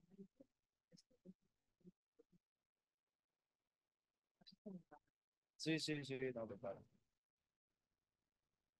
Sí, que para reforzar esto, claro, lo que yo os he contado es muy bonito, igual que ser psicólogo parece muy bonito a mucha gente, pero aún así seguimos sufriendo, seguimos, y todo esto, por mucho que lo trabajemos, ha dicho la compañera, sí, pero no veo bien lo que hay debajo. Lo que hay debajo de la imagen son unos seguidores de Buda, que algunos de ellos están llorando y decimos, ¿y por qué lloran si son budistas, si lo saben y ya lo tienen todo muy claro? Porque no todos están en el mismo nivel de conciencia, de sabiduría, ni lo tienen tan trabajado. Todo eso lleva tiempo. Entonces, el sufrimiento, pues tenemos, cuando nos pilla, tenemos las capacidades que tenemos, nos pilla en el estado de iluminación que nos pilla en ese momento. Pero ojo, que ni los psicólogos estamos exentos de sufrimiento y de dolor, ni de y los budistas, por mucho que meditemos, no sé, que seamos ya seres iluminados. Y creo que, bueno, que nos queda un poquito para eso. Muchas gracias. Sé que quedan preguntas, sé que María levantó la mano, Manuela levantó la mano, Rosana levantó la mano, que además son 3 personas que están muy interesadas en estos temas. Pero el tiempo, yo soy un poco germana, los que me conocéis con el tiempo, y aquí tenemos responsabilidades académicas, familiares, todos, así que vamos a ir cerrando la mesa de hoy. Yo quería otra vez daros las gracias por haber asistido, daros las gracias por estar presentes y atentos, y sobre todo lo que os voy a pedir es que lo contéis, que habéis estado aquí, que le contéis a vuestra chica, a vuestro chico que habéis estado aquí, a vuestros padres, a vuestros amigos, ¿vale? Que empecemos un poco, tenéis la responsabilidad también, como estudiantes universitarios, de sumarnos a este movimiento para no hacer, ¿no?, todavía una sociedad más tanatofóbica de lo que ya la tenemos, porque además tenemos mucha responsabilidad en acompañar el sufrimiento de las personas desde la psicología. Así que nos despedimos, ya sabéis que no se despide quien no ha dicho hola, así que muchas gracias a todos, que tengáis buena tarde. Gracias por venir.